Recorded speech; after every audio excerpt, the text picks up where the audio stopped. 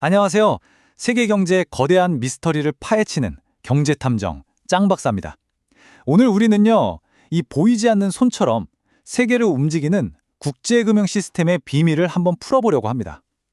계속 반복되는 경제 위기 뒤에 숨어 있는 진짜 범인은 과연 누구일까요? 저와 함께 그 단서를 찾아 떠나보시죠. 멀쩡하게 잘 굴러가던 한 나라의 경제가 갑자기 왜 급정거를 하는 걸까요? 이런 사건이 왜 자꾸만 벌어지는 걸까요? 1990년대 아시아 외환위기가 바로 그 대표적인 사건 현장입니다. 오늘 우리는 경제 탐정이 되어서 이 미스테리한 연쇄 경제붕괴 사건의 근본적인 원인을 추적해 보겠습니다. 자, 오늘의 수사 계획입니다. 먼저 반복되는 위기 패턴을 분석하고요. 불가능의 삼위일체라는 핵심 용의선을 파헤친 뒤에 데이터라는 결정적인 증거를 살펴볼 겁니다. 그리고 마지막으로 해결책을 모색하고 IMF의 역할을 심문한 뒤에 최종 결론을 내리겠습니다. 바로 시작하죠. 첫 번째 단서는 바로 전염성입니다. 금융위기는요, 마치 바이러스 같아요. 1990년대 아시아를 한번 보세요. 태국에서 시작된 작은 불씨가 순식간에 인도네시아, 그리고 우리나라, 한국으로까지 번지면서 아시아 전체를 불태웠습니다. 이 사건이 우리에게 보여준 게 있죠. 세계 경제는 하나의 거미줄 같아서 한쪽이 흔들리면 모두가 흔들린다는 걸요. 그렇다면 이 반복되는 위기의 진짜 범인은 뭘까요? 바로 여기에 있습니다. 국경 없이 넘나드는 거대한 자본의 파도와 그 파도로부터 우리 경제를 지키려는 정부의 방파제 사이의 충돌. 파도가 너무 거셀 때 과연 이 방파제가 버틸 수 있을까요? 이 근본적인 질문이 모든 문제의 시작입니다. 경제학자들은 이 풀리지 않는 충돌에 아주 유명한 이름을 붙였습니다. 바로 불가능의 삼위일체. 이름부터가 뭔가 미스테리하죠? 이건 거의 모든 국가가 빠져있는 벗어나기 힘든 경제학의 거대한 딜레마라고 할 수 있습니다. 자, 모든 정부가 손에 놓고 싶어하는 세 가지 보물이 있습니다. 첫째는 예측 가능한 안정적인 환율, 둘째는 투자를 유치하는 자유로운 자본이동, 그리고 셋째, 우리 경제를 우리 마음대로 조종하는 독립적인 통화정책. 안정성, 개방성, 통제력. 정말 다 가지고 싶지 않나요? 하지만 이 딜레마의 핵심 규칙은 바로 이겁니다. 이 세 가지 목표 중에 딱 두 가지만 동시에 가질 수 있다. 이건 마치 레스토랑 메뉴 같은 거예요. 메인 요리, 디저트, 음료 이 세 가지를 다 시킬 수는 없고 두 가지만 골라야 하는 거죠. 예를 들어서 자본이동을 허용하면서 환율을 딱 고정시키면, 즉 1번과 2번을 선택하면 금리는 반드시 국제금리를 따라가야 하니까 독립적인 통화정책 3번은 포기해야 합니다. 이게 바로 각국 정부가 직면한 어려운 선택의 본질인 거죠.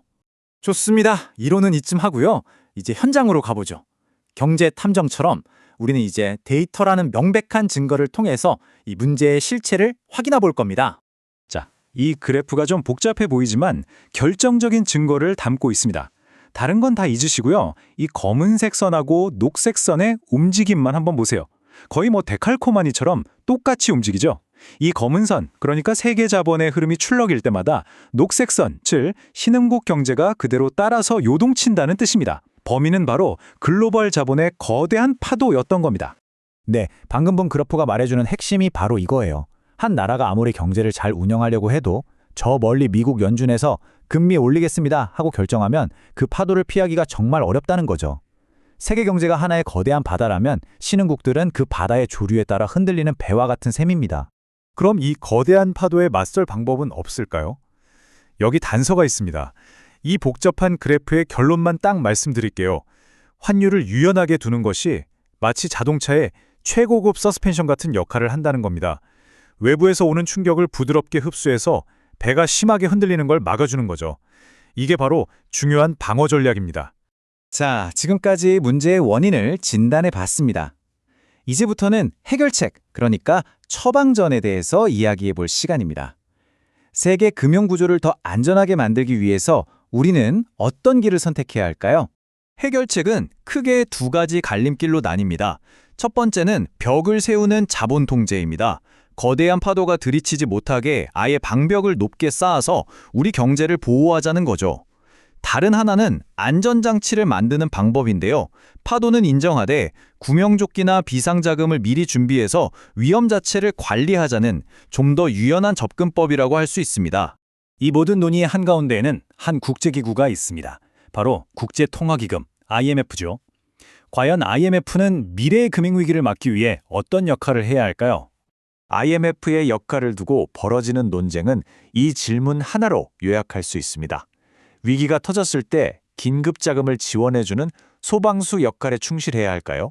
아니면 평소에 각국의 엄격한 재정 규율을 요구하는 금융 코치가 되어야 할까요? 이 두 역할 사이에서 균형을 잡는 것이 IMF 개혁의 핵심 과제입니다. 그래서 이런 구체적인 아이디어들이 나옵니다. 첫째, 불이 나기 전에 미리 소화기를 설치하자는 선제적 자금 지원. 둘째, 도저히 빚을 못 갚을 때를 대비해서 국가 파산 제도 같은 걸 명확히 만들자는 거죠. 그리고 마지막으로 채권단과 국가가 좀 더 쉽게 협상할 수 있는 규칙을 만들자는 겁니다. 즉, 사후 약방문이 아니라 사전 예방으로 초점을 옮기자는 거예요. 자, 이제 오늘 우리의 경제탐정 수사를 마무리할 시간입니다.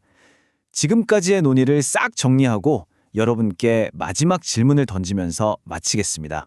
자, 오늘 수사의 최종 보고서입니다. 첫째, 불가능의 삼위일체라는 딜레마 때문에 모든 국가는 힘겨운 선택에 직면합니다. 둘째, 글로벌 금융 사이클이라는 거대한 파도는 신흥국 경제를 뒤흔들고요. 셋째, 유연한 환율은 중요한 충격 흡수 장치가 될 수 있습니다. 결국 우리의 선택은 이겁니다. 파도를 막을 것인가 아니면 파도에 대비할 것인가. 그래서 마지막 질문을 여러분께 던집니다. 금융세계와 과연 더 큰 번영을 위한 피할 수 없는 미래일까요? 아니면 통제해야만 하는 위험한 파도일까요? 정답은 없습니다. 이 질문에 대한 여러분의 생각이 바로 다음 경제 위기를 막을 첫걸음이 될지도 모릅니다. 지금까지 여러분의 경제탐정 짱박사였습니다. 다음 미스터리에서 다시 뵙겠습니다.